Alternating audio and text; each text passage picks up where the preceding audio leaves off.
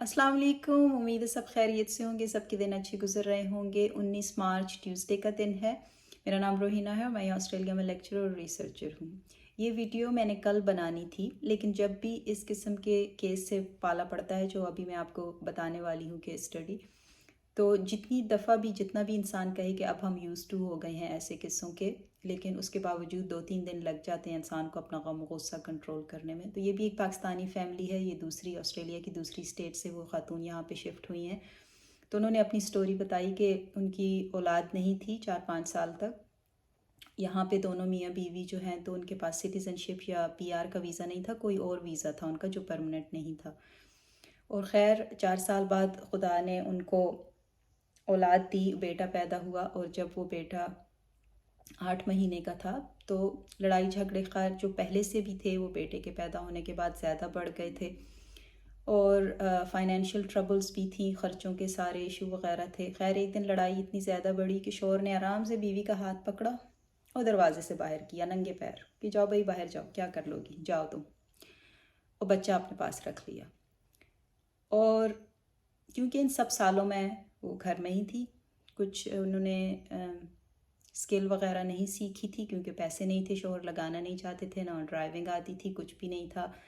और पैसे के नाम पे एक धेला आधा डॉलर भी पास नहीं था। वो नंगे पैर बाहर खड़ी हैं। और सच्ची बात भी यही है कि वो कहाँ जा सकती थी, क्या कर सकती थी।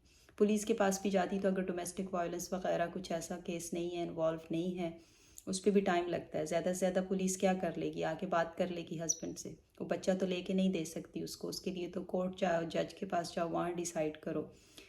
और जो लोग कमेंट्स में आके कहते हैं कि बाहर तो औरतों के मज़े होते हैं, गवर्नमेंट आ जाती है, ऐसे नहीं कि गवर्नमेंट हेलीकॉप्टर में बैठी होती है। बहुत मुश्किल होती है, शुरू में अपने पैसे चाहिए होते हैं। शेल्टर होम में भी वेटिंग लिस्ट होती है अक्सर। खैर मुख्तसरन ये हुआ कि वो बाद में इधर उधर सफाई का काम करती रही पैसे जमा करके। वकील की फ़ीस बहुत ज़्यादा थी क्योंकि इनके पास अगर आपका वीज़ा है परमानेंट वाला सिटीज़नशिप, तभी आपको गवर्नमेंट से भी या और जो लीगल वगैरह हेल्प होती है वो मिलती है, वरना ख़ुद आपने हायर करना होता है। तो वो सारे वो प्रोसेस से गुज़री और तकरीबन 9-10 महीने की मेहनत के बाद, और कह रही हैं अभी भी कर्ज़ा है उनको, एक्चुअली लॉयर की फ़ी के लिए हेल्प चाहिए थी, कहीं जाके अपना बेटा वापस मिला। और कुछ सिचुएशंस ऐसी भी होती हैं कि जब जज के पास केस जाता है तो जज भी उसी पेरेंट को बच्चे देगा जिसके पास घर है या अच्छी नौकरी है या खिला पिला सकता है बच्चों को। तो बात मैं आज इस वीडियो में करना चाहती हूँ वही पुराना टॉपिक, फाइनेंशियल इंडिपेंडेंस पे औरतों की, कि आपके बच्चे भी आपसे छिन जाते हैं। ऑस्ट्रेलिया में भी वो कहेंगे कि हम 4 दिन की 5 दिन की कस्टडी देते हैं। अब आपको depending on the ages of course, बच्चों की एज क्या है और सर्कमस्टांसेस, लेकिन जो स्टेबल पेरेंट होता है उसके पास ज़्यादा दिन चले जाते हैं कस्टडी के। तो ये आपके लिए कितनी ज़रूरी है फाइनेंशियल इंडिपेंडेंस, कुछ भी हो जाए। और वो माँ बाप भी जो अभी रमज़ान में अपने बच्चों के नसीब की दुआ मांग रहे होंगे, दुआ के साथ ये इरादा भी शामिल कर लें कि बेटे और बेटी दोनों को आपने फाइनेंशियल इंडिपेंडेंस देनी है, ताकि कल को उसकी ज़िंदगी का इन्हिसार सिर्फ एक आदमी पे ना हो, क्योंकि इंसान का तो कुछ पता नहीं चलता। और आजकल तो ये इतनी ज़्यादा ये कहानियाँ आ रही हैं कि अक्सर फ़िरौन बने फिरते हैं। दूसरी तरफ एक और एस्पेक्ट भी, सिर्फ ये नहीं है कि अगला बुरा निकल आएगा, ज़िंदगी मौत तो खुदा के हाथ में है। और आपने अक्सर सुना होगा, अक्सर उन मर्दों को, औरतें तो अपने बच्चों का कहती हैं, मर्दों को होता है कि खुदा न खास्ता अगर अचानक उनकी डेथ हो जाए तो उनकी बीवी बच्चों को किसी से मांगना ना पड़े।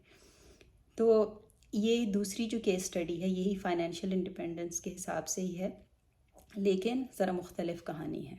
तो उसमें हस्बैंड बहुत अच्छा है, ये एक साउथ एशियन औरत है, और वो अपनी बीवी को इनकरेज करता है कि तुम कुछ कर लो, फाइनेंशियली इंडिपेंडेंट हो जाओ। उसके शोहर को ये गम रहता है कि मैं ना हूँ तो इनका क्या होगा, लेकिन जो बीवी है वो कान नहीं धरती।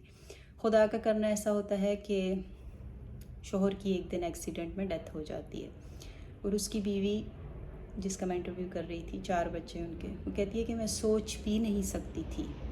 वो कह रही अब मैं इतना पछताती हूँ। अब वो इधर होटल्स वगैरह में, हॉस्पिटलिटी में या क्लीनिंग वगैरह का काम करती है।